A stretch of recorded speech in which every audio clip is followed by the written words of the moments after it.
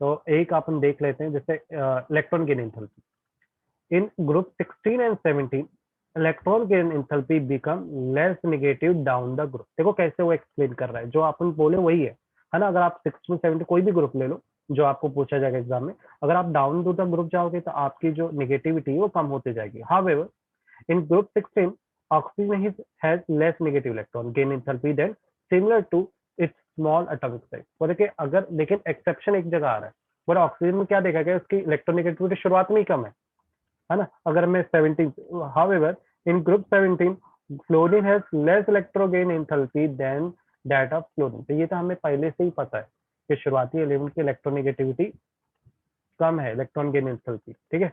Group 18 element have no tendency to accept electron because of their stable electron configuration, hence have large positive electron gain enthalpy। इसी वजह से इनकी electron gain enthalpy ज्यादा है। किसकी?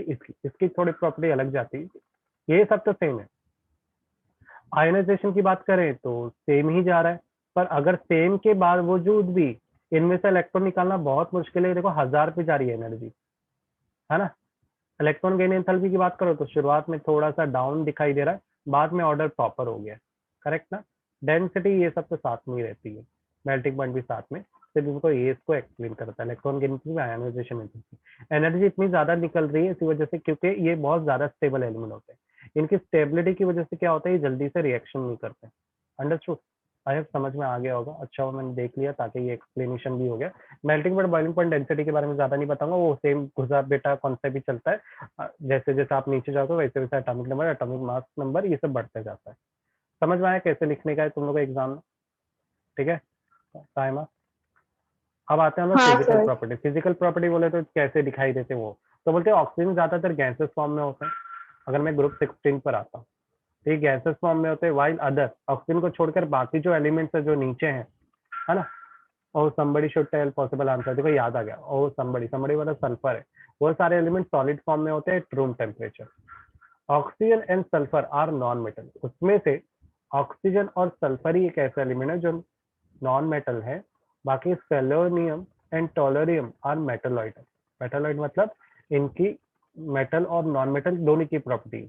अगर मैं पोलोनियम की बात करूं तो पोलोनियम एक प्योर मेटल। पोलोनियम एक रेडियो एक्टिव के साथ साथ इसकी हाफ लाइफ 13.8 डे और साथ ही मेटल भी है ना। अब आते हैं मेल्टिंग एंड बॉइलिंग पॉइंट की। तो कोई भी बता सकता है कि शुरुआत में तो नहीं, पर आप जैसे जैसे नीचे जाओगे तो वैसे वैसे इसके एटॉमिक नंबर बढ़ेंगे, और जैसे जैसे इनके एटॉमिक नंबर बढ़ेंगे वैसे वैसे इनकी मेल्टिंग पॉइंट और बॉइलिंग पॉइंट भी इंक्रीज होते हैं। समझ में आ रहा है? अब आते हैं एलोट्रॉप की प्रॉपर्टी में। एलोट्रॉप क्या होता है? बोलते हैं कि एक ही टाइप के एलिमेंट हमारे अर्थ में डिफरेंट फॉर्म में पाए जाते हैं, ऐसी प्रॉपर्टी को एलोट्रॉप्स बोलते हैं। फॉर एग्जाम्पल बोलते हैं कि ज्यादातर जितने भी ग्रुप 16 एलिमेंट है एलोट्रॉपिक प्रॉपर्टी देते हैं। एक एग्जाम्पल देता हूँ, बोलते कि सल्फर आपको जमीन में अलग अलग फॉर्म में मिलेगा। जैसे मान लो, या तुमने जेम्स देखा होगा, ये ऐसे मैं बना रहा हूँ जेम्स, ऐसे ऐसे रॉड होती है, ये ना अर्थ की क्रस्ट में पाई जाती है, और आपको रेशे भी दिखे होंगे ऐसे फाइबर की तरह। बोलते सल्फर ऐसे फॉर्म में भी मिलता है, ऐसे फॉर्म में भी मिलता है, बरोबर। तो उस बेस में बोलूंगा ये एलोट्रॉपिक प्रॉपर्टी रखता है, मतलब एक ही चीज है पर डिफरेंट शेप में फिजिकल फॉर्म में मिलता है। अंडरस्टूड? हम इंसानों को भी बोल सकते हैं एलोट्रॉप्स हैं, अलग अलग इंसान, अलग अलग रूप, पर सब के पास हाथ पैर सब कुछ है, दिमाग भी उतना ही, बाकी सबको इक्वल दिमाग दिया गया है ना। तो एलोट्रॉप्स क्या था, कैसे फॉर्म में चीजें दिखाई दे रही है आपको, एक ही चीज। क्लियर है? अब आते हैं ग्रुप 17 की फिजिकल प्रॉपर्टी में। बोलते हैं कि फ्लोरीन और क्लोरीन ये गैसेस फॉर्म में होते हैं, पर ब्रोमीन की बात करें तो ये लिक्विड फॉर्म में है, और आयोडीन सॉलिड फॉर्म में। पर इतना फास्ट इवेपोरेट होता है ना ये आयोडीन, हवा में छोड़ेंगे तो ब्राउन कलर का रहता है। मेरे को तो लैब में लिक्विड फॉर्म में मिला था, पर अगर आप देखो तो यहाँ पे रूम टेम्परेचर पे जो फ्लोरीन होता है वो येलो कलर का होता है, और क्लोरीन ग्रीनिश येलो होता है, और ब्रोमीन का कलर रेड होता है। हाँ, ये लैब में देखा है। और आयोडीन वायलेट कलर का होता है, मतलब एकदम ब्राउन जैसा वायलेट कलर होता है ये कब आपको ये कलर दिखेगा, जो आप रूम टेम्परेचर पे देखोगे। अलग अलग टेम्परेचर पे ये अलग अलग तरह के बिहेवियर देते हैं। First paragraph I hope clear होगा, बहुत ही सिंपल चीज बताया इसके बारे में। अब आते हैं फ्लोरीन क्लोरीन। बोलते हैं ये पानी के साथ रिएक्ट करते हैं, ऑफकोर्स करते हैं। मेरे अपने भी अपने सोसाइटी में पानी गंदा हो जाता है, क्या करते हैं ये लोग, ऊपर जाके क्लोरीन मिलाते हैं नहीं पानी में। पर ज्यादा क्लोरीन भी हार्मफुल होता है। जैसे आप वाटर पार्क जाते हैं, रॉयल से जाते कि नहीं वाटर पार्क, तो वो वाटर पार्क में आप लोगों ने देखा होगा पूरा पानी एकदम ब्लू ब्लू कलर का रहता है, क्यों रहता है ब्लू ब्लू एकदम? बहुत ज्यादा मात्रा में क्लोरीन मिलाते हैं। क्यों मिलाता है, रीजन पता होगा, है ना। एक मिनट मैं कंटिन्यू करता हूँ। मैं हाँ सर स्टार्ट आ कर। रही है।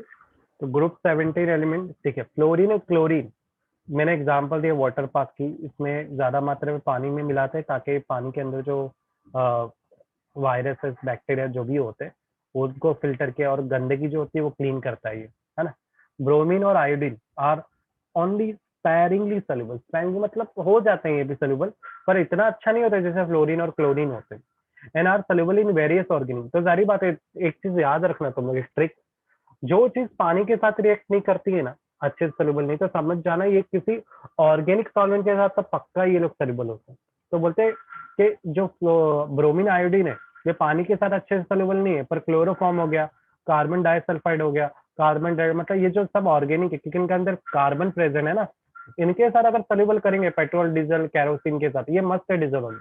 और डिजोल्व होने के साथ सर कलर सोल्यूशन भी देंगे, यानी आप कौन से हाइड्रोकार्बन के साथ इनको डिजोल्व कर रहे हैं उस हिसाब से आपको डिफरेंट डिफरेंट कलर दिखाई देंगे।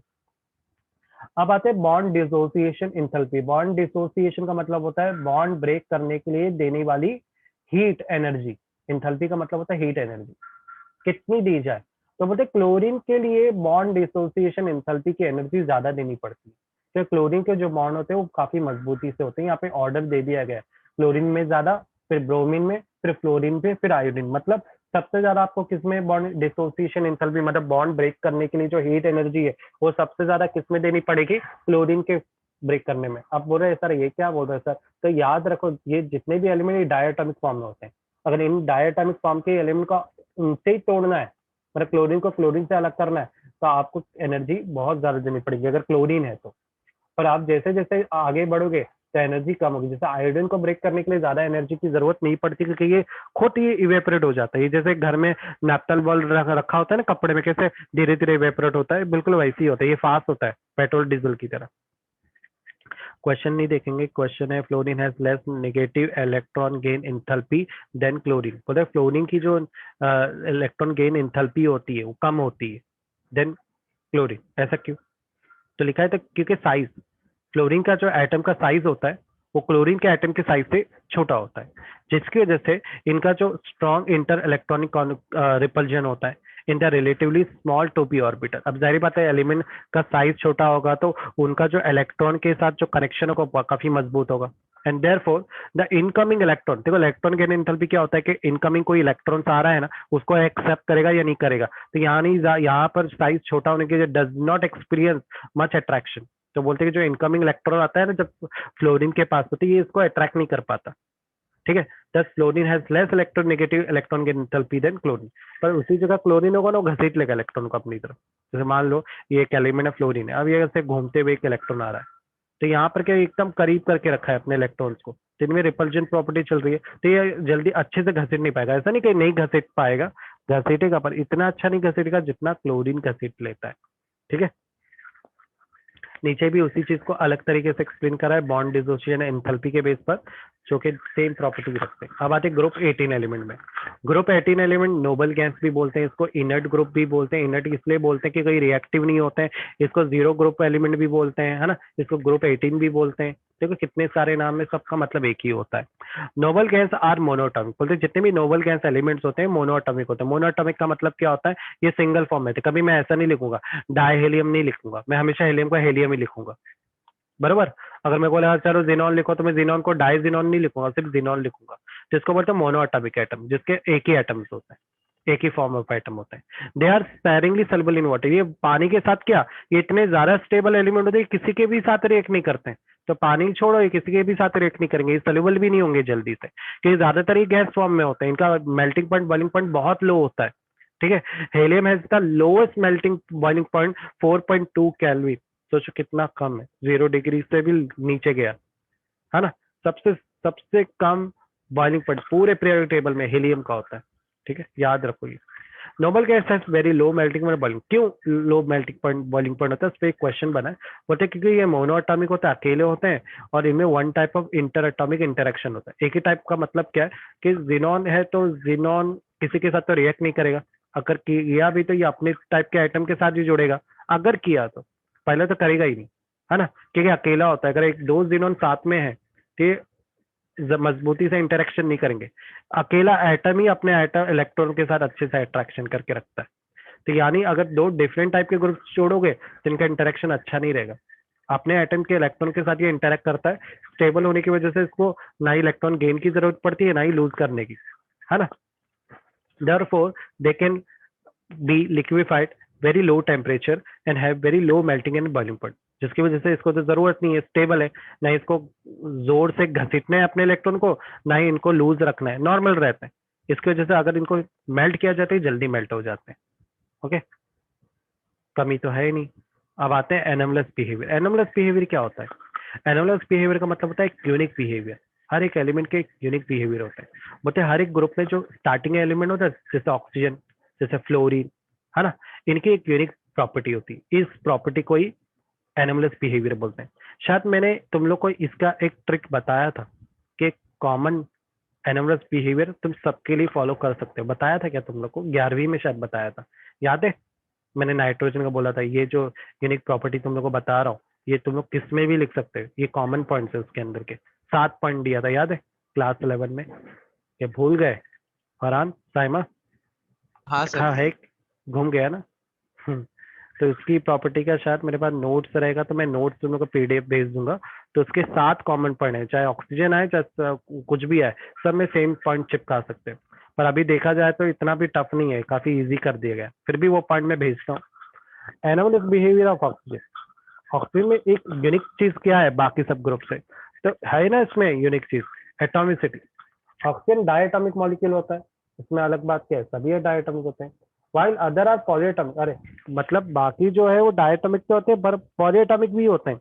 पर ऑक्सीजन एक लौता वाहिद एक ऐसा एलिमेंट है जो सिर्फ डायटोमिक फॉर्म में होता है, इसीलिए ये अपने ग्रुप से एकदम अलग हो जाता है। ये अगर मैं फैमिली की बात करूं, जैसे ये ग्रुप 16 की पढ़ है ना, तो oh somebody should tell possible answer. देखो मेरे को कैसे याद हो गया, ट्रिक के बेस से निकाला ये अपने ग्रुप 16 के एलिमेंट है। तो बोलते जैसे देखो ना, हर एक मान लो कि एक फैमिली, उसमें पहला बच्चा ऑक्सीजन हुआ, ठीक है, दूसरा बच्चा तीसरा बच्चे पे कोई ध्यान देता है क्या? ये तो बिल्कुल वैसी एग्जाम्पल हो गई कि सबसे पहले चांद पे कौन गया था? हाँ Farhan, Saima? Sir Neil Armstrong. है ना, तो तुमको याद है? मैं लोग उसके बाद बताओ सेकंड और थर्ड कौन गया था? नहीं क्यों नहीं पता। याद है? तो पहला बच्चा हमेशा फेवरेट होता है फैमिली में भी। तो पहला बच्चा होता है ना, उसकी बहुत देखभाल होती है। बाद में पैदा होते हैं, फिर लात पैर सब चलना शुरू हो जाते हैं, है ना, इरिटेट हो जाता है आदमी। तो बिल्कुल वैसे ही सबसे पहला है ना ऑक्सीजन, तो इसलिए इसको बहुत लौता रखा गया है, इसको बहुत ध्यान से रखा गया है। अब ग्रुप 17 के एलिमेंट बता सकते हैं? एकदम easy. Fish can't breathe in in air. कितना इजी है ना, कैसे याद किया, समझ में आया? मेरे को ट्रिक याद है, मुझे एलिमेंट के नाम याद नहीं है, तो मुझे पता है ये पहला है, पहला पहला लौता बच्चा है इस फैमिली का। इस पे ध्यान ज्यादा है, इसकी इसी वजह से इनकी प्रॉपर्टी बाकी से अलग होती है। मैं एक एग्जाम्पल दे रहा हूँ डेली लाइफ से। ओके, अब आते हैं मैग्नेटिक प्रॉपर्टी। देखो मैग्नेटिक प्रॉपर्टी अनपैक्ड इलेक्ट्रॉन पे निर्भर करती है। अगर अनपैक्ड इलेक्ट्रॉन है तो मैग्नेटिक प्रॉपर्टी अच्छी, नहीं है तो नहीं अच्छी। तो क्या ऑक्सीजन के पास अनपैक्ड इलेक्ट्रॉन होते हैं? ऑफकोर्स होते हैं। ऑलरेडी बेचारे के पास इलेक्ट्रॉन कम है, ग्रुप 1 जो भी फर्स्ट एलिमेंट होता है उसके पास इलेक्ट्रॉन कम होते हैं, तो ये पैरामैग्नेटिक होता है। पैरामैग्नेटिक का मतलब क्या है कि it contain unpaired electron, while other are diamagnetic. पर बाकी सबके पास इलेक्ट्रॉन अच्छे हैं ऑक्सीजन के बाद जो भी आ रहे हैं, तो इसी वजह से वो डायमैग्नेटिक प्रॉपर्टी रखता है। ऑक्सीजन पैरामैग्नेटिक रखता है। यानी अगर मैग्नेट की तरफ लेके जाए तो ऑक्सीजन कुछ अट्रैक्शन देगा मैग्नेट को, और उसकी तरफ अट्रैक्ट हो सकता है। थर्ड आता है ऑक्सीडेशन स्टेट में। ऑक्सीडेशन स्टेट क्या बताता है कि ऑक्सीजन किसी चीज के साथ रिएक्ट करेगा तो कितने इलेक्ट्रॉन लूज करेगा या गेन करेगा, उस चीज को ऑक्सीडेशन स्टेट बोलते हैं। +2 क्या जाहिर कर रहा है कि ऑक्सीजन ने फ्लोरीन को जोड़ने के लिए, जैसे दो फ्लोरीन को जोड़ने के लिए ऑक्सीजन ने अपने 2 इलेक्ट्रॉन शहीद कर दिए। तो ऐसे में तुम क्या बोलोगे कि यहाँ पर ऑक्सीजन क्या बना रहा है? ऑक्सीजन डाइफ्लोराइड करके इस तरह के कंपाउंड बना रहा है ना। तो एक कंपाउंड देखते हैं N2, ये तो सुना होगा तुमने, नाइट्रस ऑक्साइड N2। हाँ तो यहाँ पर ये जो ऑक्सीजन है कितने इलेक्ट्रॉन को शहीद कर रहा है? 2 इलेक्ट्रॉन दे रहा है। देखो यहाँ शेयरिंग भी होगी या ट्रांसफर ऑफ इलेक्ट्रॉन, तो 2 इलेक्ट्रॉन अपने शहीद कर रहा है। कितने इलेक्ट्रॉन शहीद करता है उस हिसाब से +2 +4 एक्चुअली यहाँ पर बॉन्ड में टोटल एक बॉन्ड बनाने के लिए कितने इलेक्ट्रॉन लगते हैं? 2। तो यहाँ पे एक्चुअली N2 बनाने के लिए 4 इलेक्ट्रॉन को शहीद कर रहा है। अगर 4 इलेक्ट्रॉन देगा तो उसमें कितने लूज हुए? 4। तो इसलिए हम हमेशा ऐसे लिखते हैं O +4। तो +4 एक्चुअली इलेक्ट्रॉन लूजिंग को बताता है। समझ में आया? अभी एक और एग्जांपल लेते हैं, जैसे कौन सा ले, सोडियम ऑक्साइड लेते हैं। तो यहाँ पर इसने कितने बॉन्ड दिया, शहीद किए ऑक्सीजन को जोड़ने, सोडियम को जोड़ने के लिए 2, तो यहाँ पे +2 आएगा। समझ में आया? ये -2 +2 क्या होता है, ऑक्सीडेशन स्टेट क्या होता है? कोई एलिमेंट कितने इलेक्ट्रॉन को डोनेट करके किसी एलिमेंट को अपने साथ कंबाइन करे ताकि अपने आप को स्टेबल कर सके, उस चीज को ऑक्सीडेशन स्टेट बोलते हैं। ऑक्सीडेशन स्टेट को बताने के लिए हम उस पर इस तरह से पावर लगाते हैं। ये पावर को ही ऑक्सीडेशन स्टेट बोलते हैं। दोनों तरफ से समझा रहा हूँ, सिंपल तरीके से भी, और क्या एक्चुअली ये होता है वो भी मैं बता रहा हूँ, है ना। रिएक्टिविटी पार्ट को बताते हैं, कितना रिएक्ट कर रहा है। तो बोलते हैं जो ऑक्सीजन वो -2 +2 +4 +6 सारे टाइप देता है। तो कोई रिएक्शन का एग्जांपल दे दे जिसमें ट्राइऑक्साइड फॉर्म में ऑक्सीजन हो। कोई एग्जांपल याद है तुम लोग? ट्राइऑक्साइड फॉर्म में होना चाहिए। HNO3 सर SO3 HNO3 है, देखो अच्छी एग्जांपल दिया। हाँ नाइट्रिक एसिड। तो नाइट्रिक एसिड में 3 फॉर्म में, अभी एक और एलिमेंट आ गया, तो अभी अपने को देखना होगा 3 है यहाँ पे। तो 3 है तो जाहिर बात है यहाँ पे O3 है और टोटल 2 एलिमेंट है, बराबर। पर अब यहाँ पे अच्छा हमने उल्टा बोलते हैं, एक्चुअली अपने को +3 ऑक्सीडेशन स्टेट देखना है, क्वांटिटी नहीं। मतलब ऑक्सीजन अकेले ही होना चाहिए पर 3 एलिमेंट इसके साथ जोड़ने चाहिए, तो इसको 6 इलेक्ट्रॉन देने पड़ जाएंगे। तो कोई एग्जांपल है, हाइड्रोनियम आयन ही ले लो यार, कितना यूज करते हैं ऑर्गेनिक में, तो ऑक्सीजन को कितने इलेक्ट्रॉन देने पड़ते हैं? 3। तो टोटल एक बॉन्ड में 2 इलेक्ट्रॉन होते हैं, तो 3 में कितने हो गए? 6 इलेक्ट्रॉन। समझ में आया क्या बता रहा हूँ? इसमें तो एग्जाम्पल रहेगा, ऑक्सीजन 3 लिखा हुआ है तो ऑक्सीजन का डिस्ट्रीब्यूशन देखना पड़ेगा मुझे, इसका मेरे को पता है। एक ऑक्सीजन हाइड्रोजन के साथ गया और 2 ऑक्सीजन नाइट्रोजन के साथ जाते हैं, याद है ना ये वाला स्ट्रक्चर। इधर का तो थोड़ा मेरे को वो लग रहा है कि शायद इसका +1 है, +1 या +2 है, इसका शायद +1 होगा, +1 या -1। ठीक, चलो और डिटेल में नहीं जाएंगे। मैं कभी oxygen could not exhibit higher oxidation state due to absence of vacant d orbital. अब बोल रहा है कि इससे ज्यादा वो नहीं दे सकता ऑक्सीडेशन स्टेट ऑक्सीजन, क्यों? क्योंकि उसके पास डी ऑर्बिटल नहीं होते। जिन एलिमेंट के पास डी ऑर्बिटल होते हैं वो हाईएस्ट ऑक्सीडेशन स्टेट भी दे सकते हैं। देखो नीचे एग्जांपल थी, ऑक्सीजन डाइफ्लोराइड, है ना, सल्फर हेक्साफ्लोराइड, बोले तो कितने 12 इलेक्ट्रॉन दिए इसने इस फ्लोरीन को अटैच करने के लिए, बरोबर क्या नहीं? एक बॉन्ड में 2 इलेक्ट्रॉन ना, तो 6 का डबल कर दो, 12 हुआ क्या नहीं? यहाँ पर 4 +4 होगा ये। समझ में आ रहा है क्या बता रहा हूँ? Oxidation state. अब आते हैं नेचर ऑफ हाइड्राइड पर। नेचर ऑफ हाइड्राइड क्या है? हाइड्राइड का मतलब क्या होता है कि कोई भी ऑक्सीजन जब हाइड्रोजन के साथ रिएक्ट करेगा तो जो कंपाउंड बनेगा उसको हाइड्राइड कंपाउंड बोलते हैं। ठीक है, तो बोला हाइड्राइड ऑफ ऑक्सीजन क्या बन सकता है? ऑक्सीजन का हाइड्राइड वाटर ही बन सकता है जो कि लिक्विड होता है रूम टेम्परेचर पे, और हाइड्राइड अगर अदर मेंबर से बनते हैं तो ज्यादातर गैसेस फॉर्म में होंगे। समझ में आया? तो हाइड्राइड क्या होता है? ऑक्सीजन का होना चाहिए, दूसरा एलिमेंट वो चलेगा उसके साथ हाइड्रोजन भी प्रेजेंट हो, तो ऐसे कंपाउंड को क्या बोलते हैं? हाइड्राइड बोलते हैं। कुछ एग्जांपल देखते हैं, जैसे H2S ले लो, तो सल्फर के साथ हाइड्रोजन है, हो गया हाइड्राइड कंपाउंड। H2O तो पता ही, H2SE सेलेनियम के साथ हाइड्रोजन, हो गया हाइड्राइड कंपाउंड। समझ में? हाइड्राइड कंपाउंड किसको बोलते हैं? इजी है, 5वें पर। हाँ सर, जिसमें कॉमन सर वो रहते कोवैलेंसी, हैं हाइड्रोजन। हाँ हाइड्रोजन रहेगा, डाइहाइड्रोजन फॉर्म है। हाँ कॉमन कोवैलेंसी हाँ ऑफ सर। Oxygen is 2। बोल रहा है कि जो उसकी कोवैलेंसी है, कोवैलेंसी का मतलब क्या होता है? कोवैलेंसी का मतलब होता है कोवैलेंट वैलेंसी, है ना। तो कोवैलेंट में कितनी ये शेयर करता है इलेक्ट्रॉन, और उसके लास्ट शेल में कितने इलेक्ट्रॉन होते हैं? 2। तो इसकी कॉमन वैलेंसी, देखो हम लोग हमेशा जब भी इलेक्ट्रॉन दिखाते हैं तो ये जो भी इलेक्ट्रॉन दिखाते हैं ना इसके, ये लास्ट शेल के दिखाते हैं। जैसे मान लो मैं को ऐसे लिख रहा हूँ, है ना, ऐसे से दिखाते हैं, तो ये लास्ट शेल के होते हैं, इसके फर्स्ट शेल के इलेक्ट्रॉन नहीं होते। फर्स्ट शेल सेकंड शेल नहीं दिखाई जाती, लास्ट शेल दिखाई जाती है। अंडरस्टूड मैं क्या समझा रहा हूँ? तो लास्ट शेल मेरा पी होता है, वो 4 3 जो भी है वो चीज को हम यहाँ पे शो करते हैं। ओके, तो बोलते हैं कि ज्यादातर ये ऑक्सीजन की 2 ही होती है वैलेंसी, है ना। इन रेयर केस इट इज 4, और कुछ रेयर केस आएंगे ना तो 4 भी होती है, तो डिपेंड करता है केसेस क्या है। Other member of group 16 are covalency can exist 4, पर अगर अदर ग्रुप की बात करें उसी में तो इनकी वैलेंसी कितनी होती है? 4 की होती है। अब आते हैं एनोमलस बिहेवियर ऑफ ऑक्सीजन में, जो कि इसका साइज छोटा होता है, ये एक यूनिक प्रॉपर्टी है बाकी सारे एलिमेंट से। इलेक्ट्रोनेगेटिविटी बहुत हाई होती है बाकी सारे एलिमेंट से, और absence of inner D orbital, ये एक लौता एलिमेंट है जिसमें डी ऑर्बिटल होता ही नहीं है ना।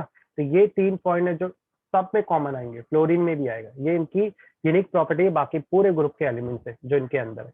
Anomalous behaviour of element, fluorine, fluorine the first member of group 17। देखो यहाँ पे अपना ऑक्सीजन का खत्म हो गया, कोई डाउट है ऑक्सीजन में किसी भी पार्ट में, oxidation state, anomalous behaviour, absence of D orbital, इसमें भी देखो सेम प्रॉपर्टी आ रही कि नहीं? बोल रहा है कि जो फ्लोरीन होता है ना अपने 17 ग्रुप में सबसे अलग है। क्यों अलग है? साइज छोटा होता है, नेगेटिविटी ज्यादा होती है, डी ऑर्बिटल नहीं होता, और लो फ्लोरीन फ्लोरीन का जो आपस में डिसोसिएशन है वो कमजोर होता है, मजबूत नहीं होता, आसानी से फ्लोरीन को तोड़ा जा सकता है फ्लोरीन से अगर डायटोमिक। और एक और चीज, फ्लोरीन भी डायटोमिक फॉर्म में होता है ज्यादातर, ऐसा नहीं है, फ्लोरीन डायटोमिक में हेक्सा फॉर्म में भी होता है, पर नॉर्मली डाय फॉर्म में ही लिखते हैं, है ना। सब एनोमलस प्रॉपर्टी ऑफ फ्लोरीन। तो आयनाइजेशन एंथैल्पी की, इलेक्ट्रोनेगेटिविटी की बात करो, इलेक्ट्रॉन पोटेंशियल की बात करो, ये सब ज्यादा होता है फ्लोरीन का। अरे मैंने ही बोला था कि जिसका एटॉमिक नंबर कम होगा, फ्लोरीन का एटॉमिक नंबर ज्यादा होता है कि कम होता है? हाँ साइमा फरहान, कम होता है, तो जाहिर बात है उसकी आयनाइजेशन एंथैल्पी ये सब ज्यादा होगी या कम होगी? ऑफकोर्स ज्यादा होगी ना, मैं बोला था ना ये अपोजिट काम करती है। अगर एटॉमिक रेडियस आयनिक रेडियस कम है तो ionisation enthalpy, electron gain enthalpy ये सब ज्यादा होगा। रिमेंबर के भूल गए? तो वो नीचे वाली चीज क्या है? कम है कि नहीं लिखा हुआ? देखो कम है, अगर ये कम है तो ये सब चीजें क्या रहेगी? ज्यादा रहेगी। Third point, most of the reaction of fluorine are exothermic. बोले ज्यादातर रिएक्शन में फ्लोरीन एक्सोथर्मिक रिएक्शन करता है, मतलब हीट रिलीज करता है, हीट गेन नहीं करता है। होता है बॉन्ड फॉर्मेशन उसका कमजोर भी, कभी कभी स्ट्रॉन्ग भी होता है। अब आते हैं नेक्स्ट पॉइंट पे, it form only oxo oxide while other halogen form number of oxide. Oxo oxide क्या होता है? हाँ, ऑक्सो ऑक्साइड का मतलब कोई भी एसिड हो, कोई भी एसिड जिसमें ऑक्सीजन प्रेजेंट हो। क्या प्रेजेंट होना चाहिए? ऑक्सीजन। अगर किसी एसिड में ऑक्सीजन प्रेजेंट है तो that we called oxo acid. समझ में आया? अदर भी ऑक्सो एसिड बनाते हैं हेलोजन के साथ, ये भी बनाता है, पर एक लौता बनाता है, सिर्फ एक ही टाइप का ऑक्सो एसिड बनाता है, ये वाला बस, फ्लोरोऑक्सो एसिड भी बोल सकते हैं। Hydrogen fluoride is liquid, boiling point 293 kelvin due to strong hydrogen. इसकी जो बॉन्डिंग बहुत मजबूत होती है, मैंने अभी भी बोला है ये कमजोर बॉन्ड भी बनाता है, पर हाइड्रोजन आया ना तो हमें ऑलरेडी पता है कि कोई भी चीज हाइड्रोजन के साथ जब बॉन्ड बनाती है तो सबसे स्ट्रॉन्ग बॉन्ड होता है। While other hydrogen halide are gases. और इसमें कैसे? ये लिक्विड फॉर्म में होता है हाइड्रोजन के साथ जब बॉन्ड बनाता है, बाकी जब बनाते हैं तो वो गैसेस फॉर्म में होता है। समझ में आया? यहाँ पे हमारा खत्म हो गया फिजिकल प्रॉपर्टी। अब हम लोग एक्चुअल इसके प्योर फॉर्म में केमिकल प्रॉपर्टी की तरफ बढ़ रहे हैं। यहाँ तक कोई डाउट? फरहान, साइमा, क्लियर है? नहीं सर, नहीं सर नहीं। अब हम लोग एक तो एक्चुअल इसके प्योर हाँ फॉर्म में आ समझा रहे हैं। प्योर फॉर्म में भी अभी थोड़ा बेसिक केमिकल प्रॉपर्टी में आ रहे हैं। कॉमन केमिकल प्रॉपर्टी क्या होती है? तो कोई भी केमिकल प्रॉपर्टी इसके ऑक्सीडेशन स्टेट पे होती है। देखो हम मैंने पहले ही पढ़ाया था कि अगर ये कितने इलेक्ट्रॉन लूज करता है उस हिसाब से ये कंबाइन करेगा, है ना, तो उस हिसाब से केमिकल रिएक्शन दिखाएगा। पहले आते हैं ग्रुप 16। तो ग्रुप 16 का एलिमेंट याद है? Oh somebody should tell possible answer. Oh somebody should tell possible answer. Trick समझ में आई कैसे मैंने एलिमेंट के नाम रखा? तो ये है ग्रुप 16 एलिमेंट, है वैलेंसी शेल इलेक्ट्रॉन कॉन्फ़िगरेशन। अब इसका इलेक्ट्रॉन कॉन्फ़िगरेशन क्या था? मैंने बताया था NS2 NP4। ये क्यों लिख रहा हूँ? इससे हमें पता चलता है कि इसके पास टोटल 6 इलेक्ट्रॉन है ना। इन सभी एलिमेंट के पास टोटल 6 लास्ट शेल के इलेक्ट्रॉन है जो रिएक्शन में टेकिंग पार्ट कर सकते हैं। अब ये क्यों करेगा तो उसका रीजन समझो। इसको नोबल ग्रुप बनना है, यानी इसके लास्ट शेल में कितने, इसको जरा काउंट करो, 2 + 4 कितना होता है? NH2 NP4 6 होता है। कितने इलेक्ट्रॉन चाहिए इसको स्टेबल होने के लिए? बताओ। 2 इलेक्ट्रॉन चाहिए। 2 और तो ये 8 हो जाएंगे, ऑक्टेट कंप्लीट करेगा, नोबल ग्रुप बन जाएगा, बरोबर। यानी यहाँ पर ये 2 चीज कर सकता है, या तो इलेक्ट्रॉन गेन करेगा या तो पूरे के पूरे इलेक्ट्रॉन को लूज कर देगा। वो सिचुएशन भी डिपेंड करता है, इसको कैसे भी अपने आप को स्टेबल करना है। Okay, they attain noble gas configuration either gaining 2 electron or forming E2 minus ion or by sharing 2 electron forming 2 covalent bond। अगर वो गेन करता है तो आयनिक बॉन्ड बनाएगा, और अगर वो लूज करता है तो समझो यहाँ पे शेयरिंग ऑफ इलेक्ट्रॉन है, यानी कोवेलेंट बॉन्ड भी बना सकता है ये। मतलब ये कुछ भी करेगा अपने आप को स्टेबल करने। जैसे बोलते हैं ना कोई गरीब आदमी उसके पास पैसा नहीं है, लॉकडाउन में ये बहुत हुआ था, तो ऐसे में क्या होता है, बंदा सस्ती सैलरी कम सैलरी में भी जॉब करेगा, बोला अरे मेरे को एक काम करो 5,000 दो, पूरे महीने का 9 घंटा काम करो चलेगा, पर अभी जो प्रॉब्लम है मैं कर लूंगा। क्यों ऐसा करे? मतलब ये सब चलाएगा। अब ऐसा कराओ ऐसा करो, डजेंट मैटर, है ना। जैसे अभी टीचरों के साथ क्या हो रहा है, ऐसे ही लॉकडाउन में क्या हो रहा है, प्रॉब्लम हो रहा है, अब टीचर कुछ भी करने को तैयार है, आप हम लोग को सैलरी अच्छी दो। देखो यार मैंने पर्सनल टॉपिक भी घसीट लिया यहाँ पे। This element does show -2 and +2 oxidation state. बोल रहा है इसी वजह से ये नेगेटिव और पॉजिटिव दोनों टाइप के ऑक्सीडेशन स्टेट दिखा सकता है। ये कैसे भी अपने आप को एडजस्ट करना चाहता है। अच्छा है कि नहीं? ठीक है, आगे बढ़ते हैं हम लोग। बोल रहा है जो ऑक्सीजन होता है वो हाईली इलेक्ट्रोनेगेटिव एलिमेंट होता है, मतलब हमेशा हम इससे नेगेटिव चार्ज ही लगता है, ये हमेशा अपने चार्ज को बरकरार भी रखता है। ठीक है, तो कॉमन ऑक्सीडेशन स्टेट क्या होता है ऑक्सीजन का? -2 ही रहेगा हमेशा। ये नेगेटिव कम से कम अपने सर पर ऑक्सीजन जैसे ताज होता है ना मोर पर, तो वैसे ऑक्सीजन पे हमेशा 2 इलेक्ट्रॉन का ताज होता है, यानी कि लोन पेयर इलेक्ट्रॉन बोलते हैं। जो एलिमेंट नेगेटिव होते हैं वो इसलिए होते हैं क्योंकि हमेशा वो अपने साथ एक्स्ट्रा इलेक्ट्रॉन लेके घूमते हैं। ये कौन हो सकते हैं? वो रीच हो सकते हैं, है ना। जैसे अमीर लोग के हमेशा बटुए में क्रेडिट कार्ड और पैसे होते ही हैं, क्यों रखते हैं ना हम हमेशा, गरीब के पास नहीं होते वैसे, करेक्ट। इसी तरह से ऐसा जरूरी नहीं है कि एक्सेप्शन केस हमेशा होंगे केमिस्ट्री में, है ना। ऐसा जरूरी नहीं जिसके जेब में पैसे तो वो अमीर है, गरीब लोग भी पैसा रख के घूमते हैं, अमीर लोग तो क्रेडिट कार्ड यूज करते हैं, बरोबर। तो बिल्कुल इसी तरह से केमिकल रिएक्शन में भी एक्सेप्शन, जरूरी नहीं कि ऑक्सीजन के ऊपर 2 इलेक्ट्रॉन का ताज हो और वो नेगेटिव ही हो हमेशा, कभी कभी पॉजिटिव भी होता है, कभी भी ये डोनेट कर देता है इलेक्ट्रॉन को। तो अगर ये ऑक्सीजन डाइफ्लोराइड फॉर्म में, तब यही ताज इसके सर पे लगा हुआ ताज पॉजिटिव फॉर्म में होगा, क्यों? क्योंकि उसे वो 2 इलेक्ट्रॉन को डोनेट करना पड़ेगा। Its oxidation state now become +2। Peroxide में भी यही देखा गया कि उसका ऑक्सीडेशन स्टेट -1 बन गया, क्योंकि उसने अपने सारे इलेक्ट्रॉन को डोनेट करके डोनेट किया है हाइड्रोजन को, जिसकी वजह से इसके पास 1 इलेक्ट्रॉन ही बच पाता है, 1 है तो माइनस नेगेटिव। ठीक है, अदर एलिमेंट ऑफ ग्रुप 16, चलो ये तो ऑक्सीजन की बात हो गई। अगर मैं बाकी अदर एलिमेंट की बात करूं तो इनका ऑक्सीडेशन स्टेट वेरिएबल है, +2 +4 +6। पर बोलते कि इसमें भी जो कॉमन देखे गए ना साइंटिस्ट लोगों ने जब ऑब्जर्व किए, तो इनमें भी कॉमन ज्यादातर सबके पास +4 +6 के पाए गए ऑक्सीडेशन स्टेट, सब एलिमेंट ये ऑक्सीडेशन स्टेट तो दे ही रहते। अगर स्टेबिलिटी की बात करूं तो जो ज्यादा इलेक्ट्रॉन डोनेट करता है वो ज्यादा स्टेबल होता है, बरोबर ना, तभी तो इनकी औकात है। और मान लो एक अमीर आदमी वो बहुत ज्यादा पैसे लौटा रहा है, दैट मीन तो स्टेबल है, इसीलिए तो ज्यादा पैसे दे रहा है ना। एक गरीब आदमी कितना देगा गरीब को? 4 रुपए, 5 रुपए, 2 रुपया, 1 रुपया। पर कोई अमीर आ गया तो डायरेक्ट 100 रुपया, 10 रुपया देता है, क्यों? ऑलरेडी उसके पास एटॉमिक नंबर ज्यादा है, मास ज्यादा है। तो ये कब दिखेगा? जब आप किसी भी ग्रुप के डिक्रीजिंग डाउन ग्रुप जाओगे तो आपको इस तरह की स्टेबिलिटी दिखेगी, है ना। अगर ऊपर की बात करेंगे तो ऑक्सीडेशन स्टेट ज्यादा नहीं रहेगा, पर आप जैसे जैसे नीचे जाओगे वैसे वैसे ऑक्सीडेशन स्टेट ज्यादा दिखाई देगा आपको। क्लियर है? नीचे कुछ एक लिस्ट दी है और पूछ रहा है कि इसका ऑक्सीडेशन नंबर बताओ, क्या है इसका ऑक्सीडेशन नंबर। तो बता सकते हो तुम लोग? चलो टेस्ट ले लें। डाइफ्लोराइड का क्या होगा बताओ? माइनस या प्लस? प्लस रहेगा, इलेक्ट्रॉन लूज कर रहा है ना। हाइड्रोजन सल्फाइड का बताओ क्या रहेगा? माइनस या प्लस? माइनस रहेगा ना, माइनस यस, रहेगा वेरी गुड, माइनस रहेगा। हाइड्रोजन फ्लोराइड का क्या रहेगा? +1 या -1? सर। इसका नहीं पता -1 रहेगा, एक ही इलेक्ट्रॉन दे रहा है ना। सर। माइनस कैसे आएगा वैसे? इलेक्ट्रॉन घसीटेगा, सॉरी इलेक्ट्रॉन देगा नहीं, ये घसीटेगा, घसीट लेगा इसका भी इलेक्ट्रॉन। इलेक्ट्रॉन ले रहा है तो निगेटिव चार्ज, इलेक्ट्रॉन दे रहा है तो पॉजिटिव। समझ में आया? तो यहाँ पर जो फ्लोरीन जब हाइड्रोजन जुड़ा तो उसने क्या किया, इसके इलेक्ट्रॉन ले लिए और बॉन्ड बनाया, बोला ये तू अपना इलेक्ट्रॉन दे। आपने ये पढ़ा था ना इंडक्टिव इफेक्ट, हमेशा इलेक्ट्रॉन कैसे ट्रैवल करते हैं? पॉजिटिव टू नेगेटिव की तरफ। अब नीचे आते हैं, नीचे का क्या रहेगा बताओ? सेलेनियम डाइऑक्साइड का क्या होगा?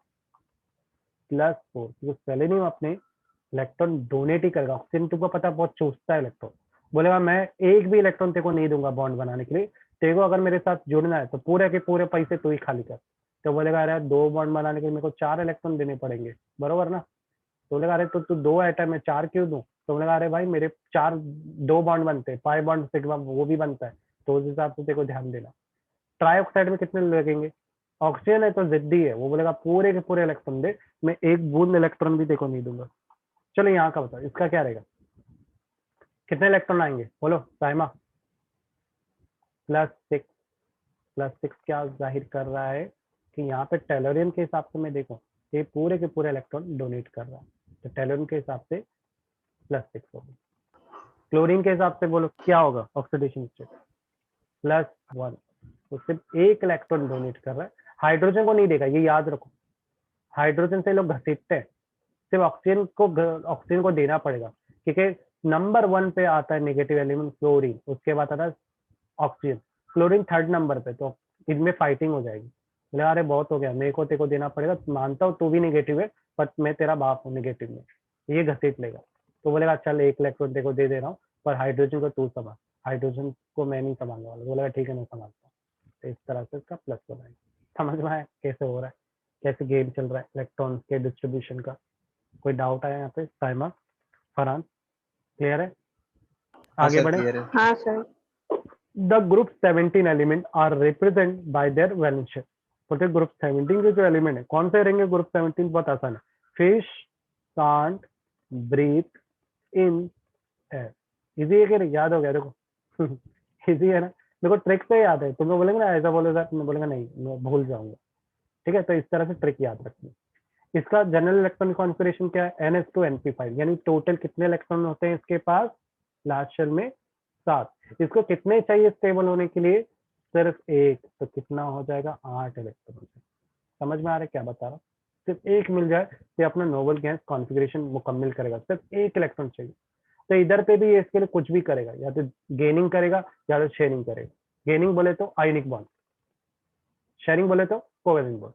समझा ये? तो ये भी सेम 16 की तरह कर रहा है, कुछ भी करने को तैयार है अपने साथ जुड़ाव के लिए।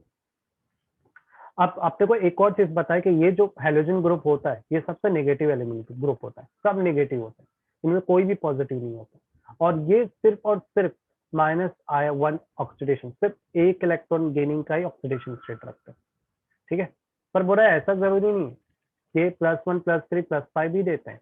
अब तो ये तो केसेस आ गए, केसेस के बेस पर, वरना नॉर्मली -1 ही होता है। This is because they are less electronegativity than fluorine. Then fluorine इसलिए बोल रहा है कि क्लोरीन, ब्रोमीन, आयोडीन ये नेगेटिव है, पर फ्लोरीन उनका बाप है नेगेटिविटी। समझ गए? And possess d orbital in the valence shell. बाकी लोग कितने कमजोर क्यों पड़ जाते हैं? इनमें डी ऑर्बिटल आ जाता है, फ्लोरीन के पास डी ऑर्बिटल तो है ही नहीं, है ना? Because of this they are expand their octet, जिसकी वजह से ये अपने ऑक्टेट, अपने 8 इलेक्ट्रॉन को कंप्लीट करने के लिए अपने आप को एक्सपांड करते हैं, फैलाते हैं, ताकि कोई आ जाए इनके अंदर या ये शेयर करे। ऑक्सीडेशन स्टेट में भी कॉमन सिमिलरिटी देखी गई है, +4 +6। जो +4 +6 दिखा रहे वो ऑक्साइड मोस्टली बना रहे, और जो क्लोरीन ब्रोमीन है वो +4 +6 में ऑक्सो एसिड बना रहे। कुछ एग्जाम्पल हमने यहीं पे देख लीजिए। The fluorine atom has no d orbital and its valence shell and therefore cannot expand their octet because no d orbital, तो इसको फैलाने की जरूरत है ही नहीं। The fluorine being most electronegativity exhibit in -1। इसको सिर्फ एक एटम में मिल जाए ना, ये अपने आप को स्टेबल कर लेगा, उसको ज्यादा की जरूरत नहीं है एटम की, पर बाकियों में एटम की क्वांटिटी की ज्यादा जरूरत होती है। Understood this part? कुछ एग्जाम्पल तो ऑलरेडी वी विल सी, कुछ तो वर्ड्स रिपीट हो गए एनोमलस बिहेवियर के। लास्ट आने ग्रुप 18 में, ग्रुप 18 एलिमेंट को noble group, inert group. Inert को इसलिए मैं बोल रहा हूँ क्योंकि ये रिएक्ट ही नहीं करते हैं, रिएक्शन नहीं करते हैं, क्योंकि ये बहुत स्टेबल होते हैं। इनके वैलेंस शेल में 8 इलेक्ट्रॉन है। अरे 8 है तो इनको क्या जरूरत है कुछ करने की, है ना? That they have no tendency to gain और लूज, यानी ना ही कोवेलेंट बॉन्ड बनेंगे या ना ही आयनिक बॉन्ड बनेंगे। They are zero valence. Zero मतलब अरे पूरा भरा हुआ है, यानी वैलेंसी की कोई जरूरत ही नहीं है ना? ये मोनोटॉमिक होते हैं, ये डायटोमिक, जैसे क्लोरीनिक एसिड डायटोमिक फॉर्म में था, ये अकेले होते हैं, किसी के साथ नहीं होते। However xenon large atomic size and low ionization enthalpy. देखो देखो कैसा लिखा हुआ है, अगर एटॉमिक साइज बढ़ेगा तो आयोनाइजेशन एंथैल्पी कम होगी, है कि नहीं? तो बोलेगा अगर आप नीचे जाओगे ना, जैसे क्या ट्रिक था, पहले ट्रिक लिखते हैं। हीमैन ने अर्नोल्ड को जमीन पे रौंदा। सिंपल है कि नहीं? देखो पूरा ही हो गया, हीलियम नियॉन आर्गन क्रिप्ट। अरे हीमैन ने अर्नोल्ड को का क्रिप्टन किधर है वो भूल गया, सॉरी क्रिप्टन, है ना? हीमैन ने अर्नोल्ड को जमीन पे रौंदा।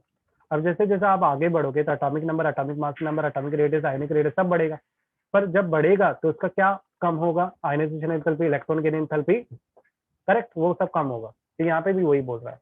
तो बोल रहा है जो हीलियम नियॉन आर्गन क्रिप्टन होते हैं के कंपेयर में xenon की आयनाइजेशन एंथैल्पी ज्यादा कम होगी, ऐसा वो बोल रहा है। Hence xenon exhibit higher oxidation state, और इसका आयनाइजेशन एंथैल्पी कम होने की वजह से और बाकी सारी चीजें बढ़ने की वजह से ये ज्यादा ऑक्सीडेशन स्टेट करेगा, मतलब ज्यादा एलिमेंट को अपने साथ कंबाइन कर सकता है। देखो नीचे दिखाई दे रहा है +2 +4 +6 +6 +6, पर एक प्रॉब्लम है, जब इसका रिएक्शन करते हैं ना नोबल ग्रुप का, तो बहुत एक्सप्लोसिव रिएक्शन होता है। बहुत प्रॉब्लम होता है रिएक्शन करने में। नहीं तुम्हारे पास एकदम मस्त कमरा होना चाहिए, कांच मजबूत जो बम के धमाके को भी झेल ले, ऐसा करना पड़ेगा और एक्सप्लोजन में ही रिएक्शन हो सकता है। तुम बोलोगे ऐसे नॉर्मल पानी के साथ तो नहीं हो कर पाएगा ये। इसके आउटर मोस्ट शेल में डी ऑर्बिटल होता है जिसकी वजह से जिनॉन का जो जिनॉन होता है इसका ऑक्सीडेशन स्टेट ज्यादा पाया जाता है। The paired electron of valence shell can unpaired and promoted to एमटीपी ऑर्बिटल। ये तभी हो सकता है जब ये अनपेयर्ड हो जाए, तो किसी भी तरह से इसको अनपेयर्ड करो और इसको रिएक्टिव बना दो इस जिनॉन का। The unpaired electron are shared with fluorine oxygen atom and covalent command showing higher oxidation state such as this. Okay, तो आई होप तुम लोग को समझ में आ गया होगा किस तरह से रिएक्शन हो रहा है। तो यहाँ पे डी भी टेकिंग पार्ट कर रहा है जिनॉन के अंदर रिएक्शन करने के लिए। ओके, क्लियर है ये वाला पी फरहान साइमा? तो यहाँ पे हाँ, अपन सर। स्टॉप कर देते हैं, यानी इसका जो रिएक्टिविटी पार्ट है, दैट रिएक्टिव वाला पार्ट